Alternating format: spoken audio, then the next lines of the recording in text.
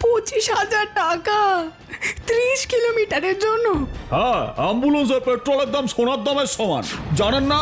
এবার যা করবেন তাড়াতাড়ি করুন, না হলে অন্য পেশেন্ট নিয়ে চলে যাব। এত রাতে এত টাকা কোথা থেকে পাবো? প্লিজ দয়া করুন, না হলে আমার স্বামী মারা যাবে।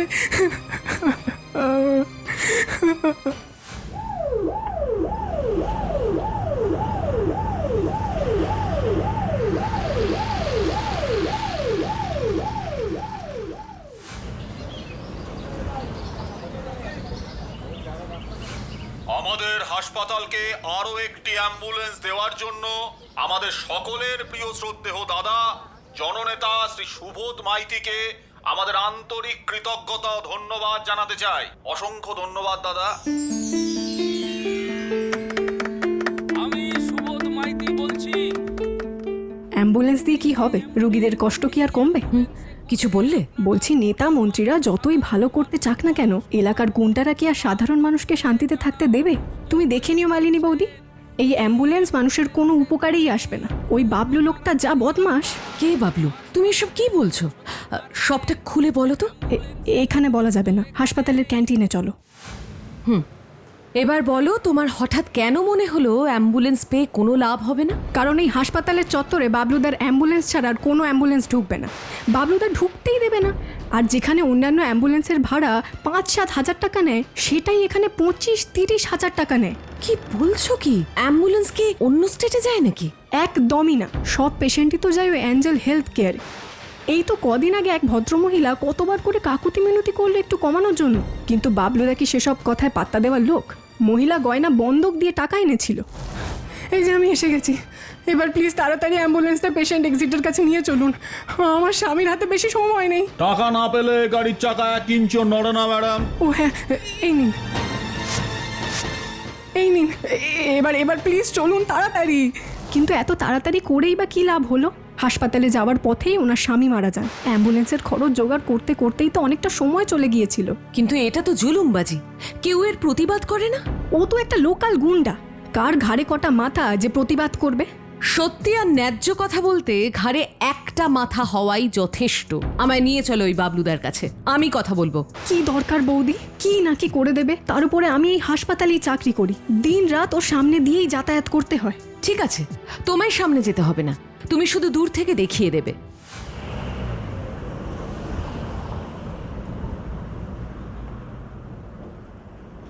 ওই যে অ্যাম্বুলেন্সের সামনে দাঁড়িয়ে।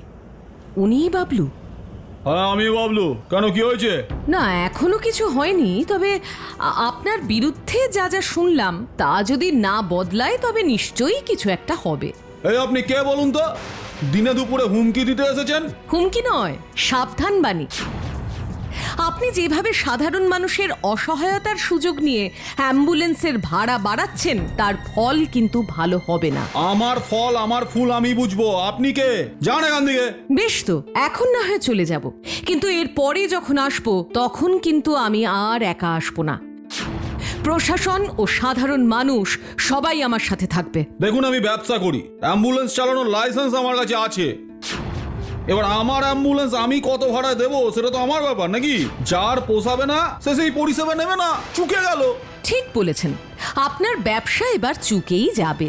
এতদিন হাসপাতালের গেটে একটা অ্যাম্বুলেন্স ছিল বলে যা খুশি তাই করতে পেরেছেন, কিন্তু এবার আর সেটা যে হবে না। জননেতা সুবোধ মাইতি আজই একটা নতুন অ্যাম্বুলেন্স হাসপাতালকে দান করেছে। নতুন অ্যাম্বুলেন্স? হ্যাঁ, নতুন অ্যাম্বুলেন্স।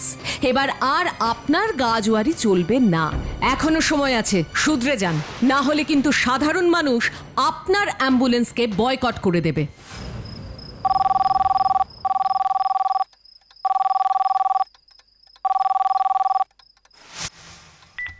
হ্যালো সুমিতা, কি খবর বলো?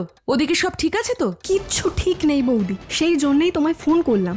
আজও জানো তো, একজন বয়স্ক ভদ্রলোক ওই অ্যাম্বুলেন্সের জন্যই রাস্তাতে মারা গেলেন। বাবলুদার খাই দিন দিন বেড়েই চলেছে। হ্যাঁ, এসব কি বলছো? এখন তো আরো একটা অ্যাম্বুলেন্স এসেছে। তাহলে তো ওর অ্যাম্বুলেন্সের চাহিদা কমে যাওয়ার কথা। সেটাই তো হওয়ার কথা ছিল বৌদি, আমিও তো সেটাই ভেবেছিলাম, কিন্তু ব্যাপারটা তো পুরো উল্টো ঘটলো। কিরকম? আরে যেদিন থেকে নতুন অ্যাম্বুলেন্স এলো সেদিন থেকে রেফারেন্স রেট পুরো ডাবল হয়ে গেল। এখন আগের থেকে অনেক বেশি পেশেন্টদের অ্যাঞ্জেল হেলথ কেয়ারে রেফার করা হচ্ছে। একটা অ্যাম্বুলেন্সও খালি পড়ে থাকছে না। আর ভাড়া? দুটোই সমান গো বৌদি, এ বলে আমায় দেখ, ও বলে আমায় দেখ। সবই তো বুঝলাম, কিন্তু এটা তো মাল্টি স্পেশালিটি হসপিটাল। তাহলে এখানে এত রেফারেন্স কেস হচ্ছে কেন? এখানে চিকিৎসা হচ্ছে না কেন? আর আমার নার্সিং এক্সপিরিয়েন্সে যতটুকু বুঝতে পারছি, যাদের রেফার করা হচ্ছে তারা যে সবাই খুব গুরুতর অসুস্থ তাও না, কিন্তু তাদের এমার্জেন্সি ট্রান্সফার টিকিটে রেফার করা হচ্ছে। স্ট্রেঞ্জ। আচ্ছা সুমিতা, তুমি একটা কাজ করতে পারবে? বলো না বৌদি। লাস্ট 3 মাসে যাদের যাদের রেফার করা হয়েছে তাদের মেডিকেল রিপোর্টগুলো আমায় এনে দিতে পারবে? ঠিক আছে বৌদি।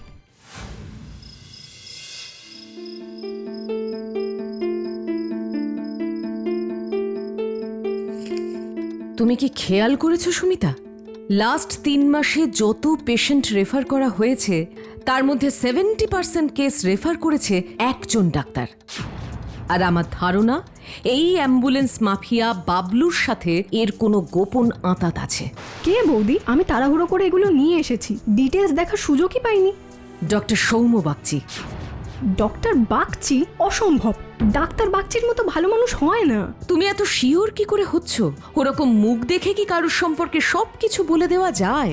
মুখ দেখে বলছি না, কাজ দেখেই বলছি বৌদি। ডক্টর বাগচি খুব হার্ড ওয়ার্কিং। কত লোক প্রাইভেট চেম্বার করেন, কিন্তু উনি রাত দিন হাসপাতালেই পেশেন্ট দেখছেন। সাদামাটা মানুষ, টাকা পয়সার প্রতি একদমই মোহমায়া নেই। হতেও তো পারে এটা ওর একটা মুখোশ।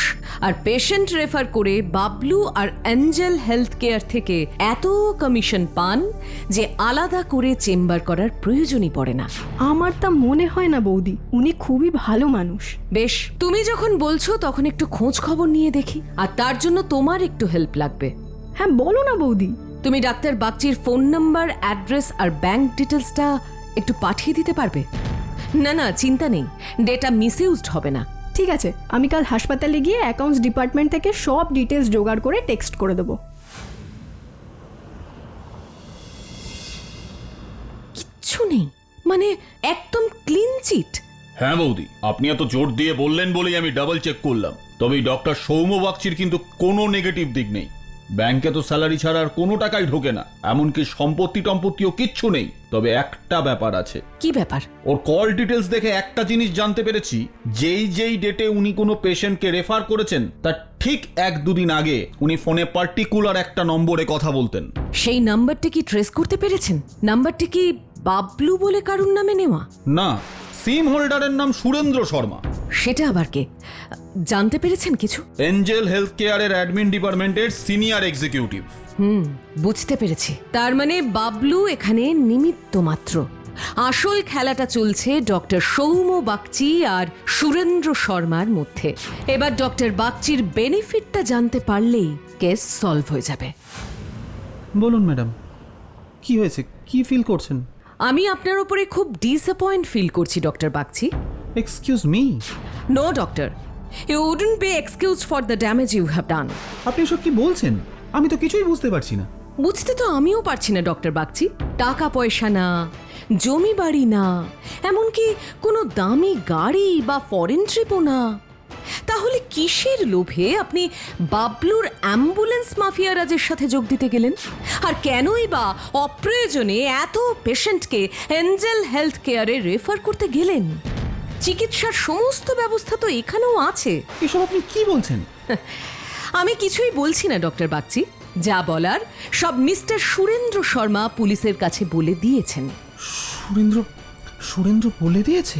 ইয়েস। এবার আপনি যদি না বলেন তাহলে কিন্তু পুলিশ আপনাকে লকআপে তুলে নিয়ে সব কথা বের করবে।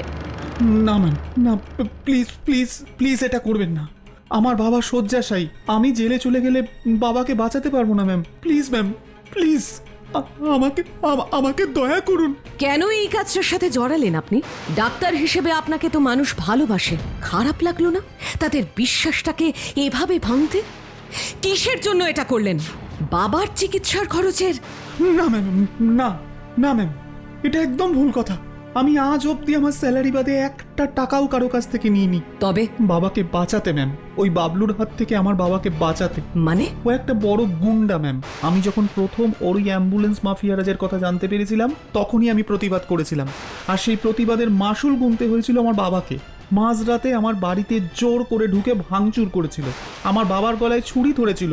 ওর কথা শোনা ছাড়া আমার কাছে আর কোনো উপায় ছিল না। তবু কি আপনি আপনার দায়টা এড়িয়ে যেতে পারেন? মানুষ ডাক্তারদের ভগবানের চোখে দেখে। আজ আপনার এই কাজের জন্য আপনাদের সহকর্মীদেরও কতটা অবিশ্বাসের মুখোমুখি হতে হবে সেটা কি একবার ভেবে দেখেছেন? এই বিশাল জনসংখ্যার দেশে ডাক্তাররা কি অক্লান্ত পরিশ্রম করে যাচ্ছেন, তাও কত সময়ে তাদের অভিযোগের মুখে পড়তে হয়, প্রেশারের সামনে মাথা নোয়াতে হয়। সেখানে আপনার এই ভুলে তাদের পেশার প্রতি সততার দিকে কত আঙুল উঠবে তা ভাবতে পারছেন? বুঝতে পারছি, আমি সব বুঝতে পারছি। তবে আমি যা করেছি সেটা একজন ছেলে হিসেবে করেছি, একজন ডাক্তার হিসেবে করেছি। বেশ, তাহলে সবটা যখন সামনে এসেই গেছে তখন বাকি কাজটুকু একজন সৎ মানুষ হিসেবে করুন। আমি ওই বাবলুর মাফিয়া রাজ ভাঙার ব্যবস্থা করব। প্রয়োজনে আপনাকে ওর বিরুদ্ধে সাক্ষী দিতে হবে। এতে যদি আমার পাপের এতটুকুও প্রায়শ্চিত্ত হয় আমি রাজি, কিন্তু আপনি কি এখন থানায় যাবেন? না, সবার আগে আমি জননেতা সুবোধ মাইতির কাছে যাব। এফআইআর করার সময় লোকাল নেতাদের পাশে রাখা উচিত। আর আমি জানি আর কেউ না হোক ওর মতন সৎ আর দয়ালু মানুষ নিশ্চয়ই কিছু একটা ব্যবস্থা নেবেন। হ্যাঁ, নিশ্চয়ই ব্যবস্থা নেব। এত ভয়ঙ্কর ঘটনা ঘটছে আমার এলাকায়, আর আমি এতদিন জানতেই পারিনি। শুধু তাই নয় স্যার, আপনার দেওয়া অ্যাম্বুলেন্সটাও ওরা এই কারবারে ঢুকিয়ে দিয়েছে। আপনি কষ্ট করে একবার হাসপাতালে এসে দেখে যান। আজ নয় মিসেস সেন, আজ পাড়ার মাঠে একটা সংবর্ধনা সভা আছে, আমার এক্ষুনি বেরোতে হবে। তবে আমি নিশ্চয়ই যাব। আমার এলাকায় এসব দুর্নীতি কিছুতেই চলবে না। বেশ, তাহলে আজ আমি উঠি। যাবো, ও যাবো। দিদি জিজ্ঞেস করলো আপনি সংবর্ধনা সবাই যাবেন না? ও যাবো। আপনি এখানে কি করছেন? হ্যাঁ, আমি একটা দরকারে এসেছিলাম। তখন অবশ্য জানতাম না এটা আপনার দিদি জামাইবাবুর বাড়ি। ও এখানে কি করতে এসেছিল? তোর নামে নালিশ করতে, ওই অ্যাম্বুলেন্সের ব্যাপারে। একটা কাজ একটু সাবধানে করতে পারিস না? ও তো আর জানে না ওই অ্যাম্বুলেন্স মাফিয়ার 70% চলে যায় দ্য গ্রেট জননেতা সুবোধ মাইতির অ্যাকাউন্টে। এখন এসব ফালতু কথা বন্ধ করে ওই মহিলাকে ধর। তা সে ভয় দেখিয়ে হোক, পয়সার লোভ দেখিয়ে হোক, ওর মুখটা বন্ধ রাখতে হবে।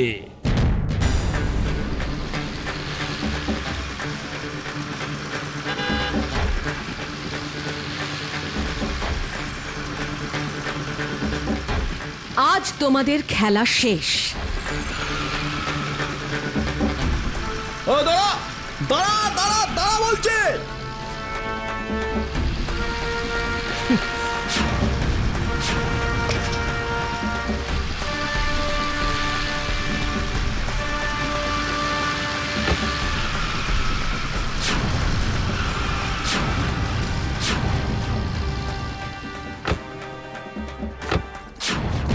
নেমে আয়।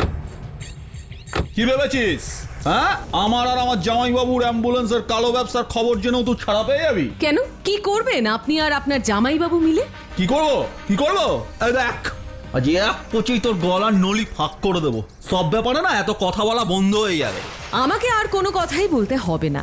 যা বলার সব আজ আপনিই বলে দিয়েছেন। এবার আমিও দেখব ওই ব্যবসা আপনারা কিভাবে চালান। আবার কথা? এই নে, এক পাও এগোলে কিন্তু গুলি করে দেবো।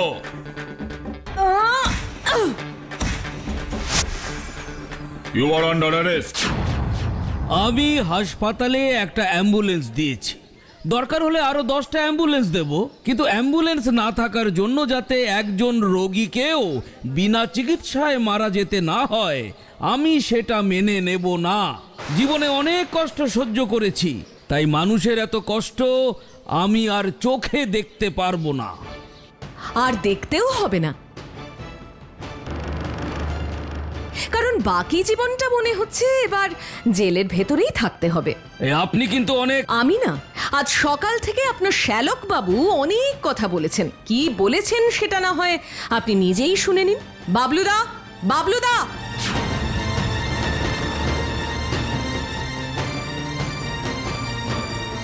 এরা এসব কি বলছে?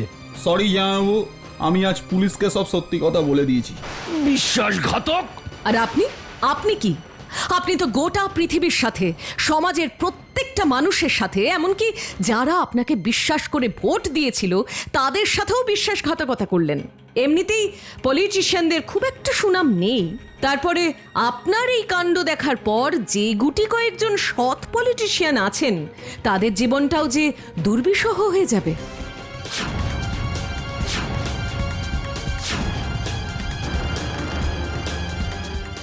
আমি এসব বন্ধ করে দেব, ওই বাবলুর ব্যবসাটাও আমি লাঠি তুলে দেব।